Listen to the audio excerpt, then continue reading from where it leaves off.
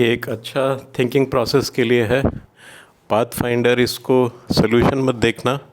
मैं कुछ इश्यूज इसके साथ डिस्कस करता हूँ, कंसेप्ट डिस्कस कर लेता हूँ, सॉल्यूशन भी एंड में दे दूँगा, लेकिन आपको ये पॉज करके खुद ट्राई करना है। इससे पहले कि मैं क्वेश्चन करूँ, क्वेश्चन है पेज नंबर 3.16। आई साइट वीक हो रही है। 3.16 page and question number is 17। थोड़ा अनयूजुअल सा क्वेश्चन है, लेकिन कंसेप्ट के लिए बहुत अच्छा है। अब एक दो किताब में, इनफैक्ट एक बहुत अच्छी किताब में एक गलती की हुई है, वो गलती आप नोट कर लीजिए, नहीं करना है। सपोज इलिप्टिकल ऑर्बिट है और उसमें ये दो पोजीशन पे है, प्लैनेट वेलोसिटी v1 भी दिया हुआ है, v2 भी दिया हुआ है, से ये a1 है, ये a2 है और ये सेमी मेजर एक्सिस है a1 plus a2 is equal to twice a। अब क्या है कि जब ये v1 v2, एक बुक में, एक बहुत ही अच्छी बुक में ये मिस्टेक किया हुआ है। यहाँ पे जो वेलोसिटी निकाली है v2 और v1, इसके लिए ये यूज़ कर लिया है रेडियस, जबकि एकदम गलत है। रेडियस ऑफ कर्वेचर, भले ही ये नॉर्मल है यहाँ पे वेलोसिटी इस ए के, but it is not necessary कि ये इसका रेडियस ऑफ कर्वेचर है। इसका एक अलग फार्मूला होता है, एलिप्टिकल शेप में रेडियस ऑफ कर्वेचर क्या होता है।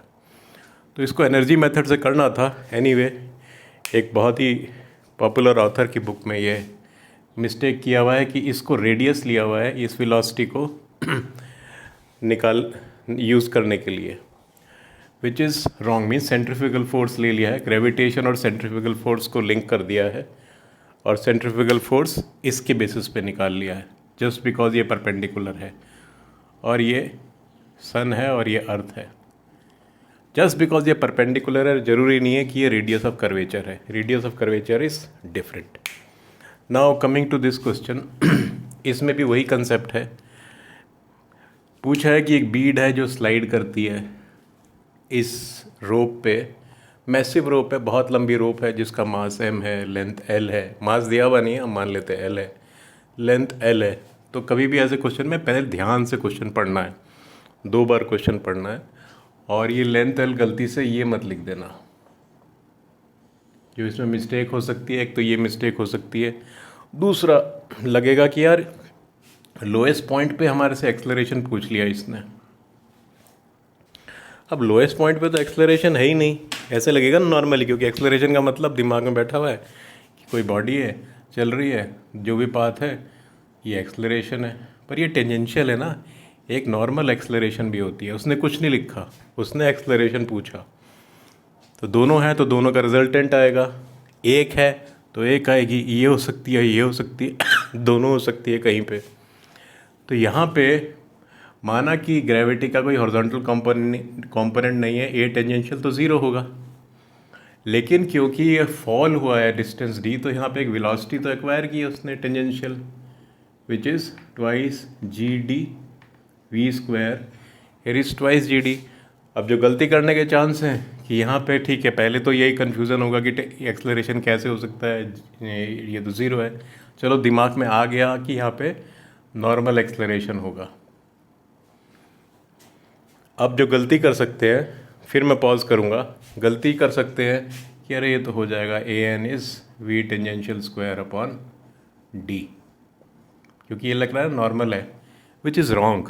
सो ये क्वेश्चन बताने का मतलब मेरा यही है कि ये गलती नहीं करनी है। जस्ट बिकॉज वो परपेंडिकुलर है, ये रेडियस ऑफ कर्वेचर नहीं हो जाता। हर शेप पे, सिर्फ सर्कल में होता है, डिफरेंट शेप में डिफरेंट आता है। अब आप इसको पॉज कर लीजिए और पॉज कर लीजिए, मैं सो दैट हट जाता हूँ आगे से, लगे कि रियली पॉज हो गया है।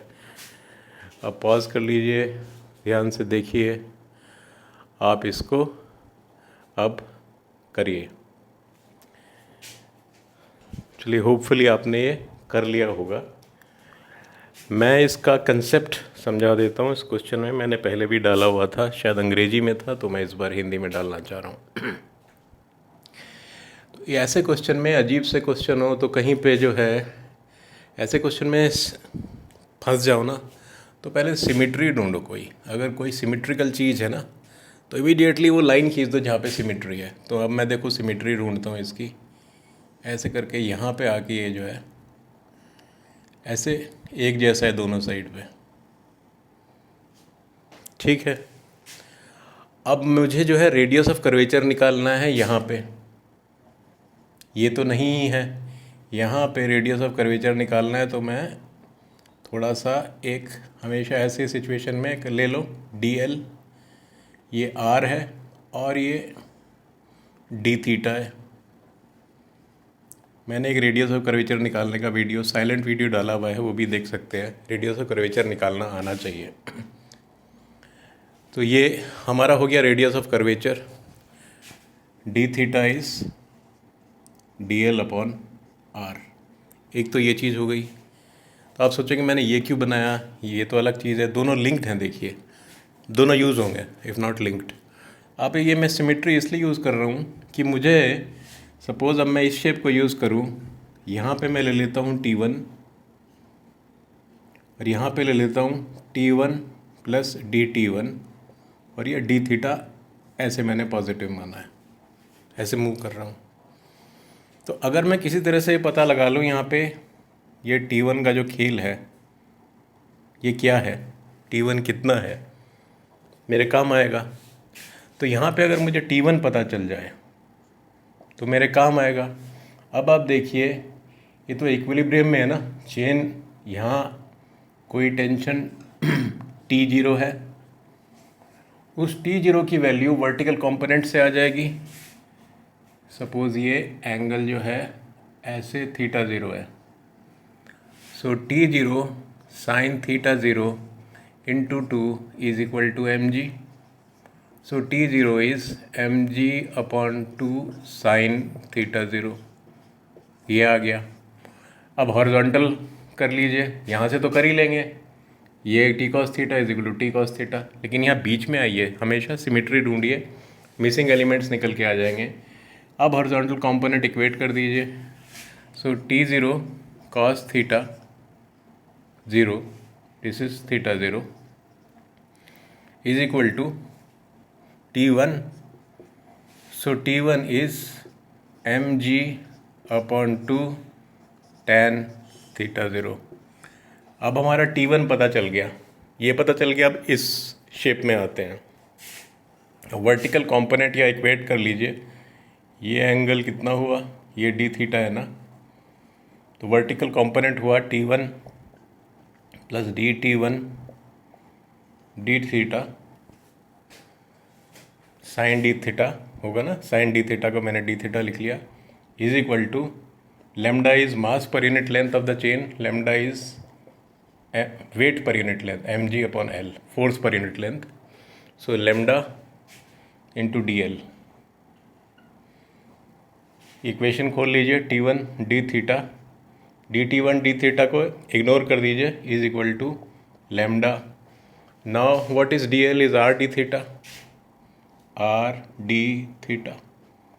सो R is nothing but R is T1 upon lambda.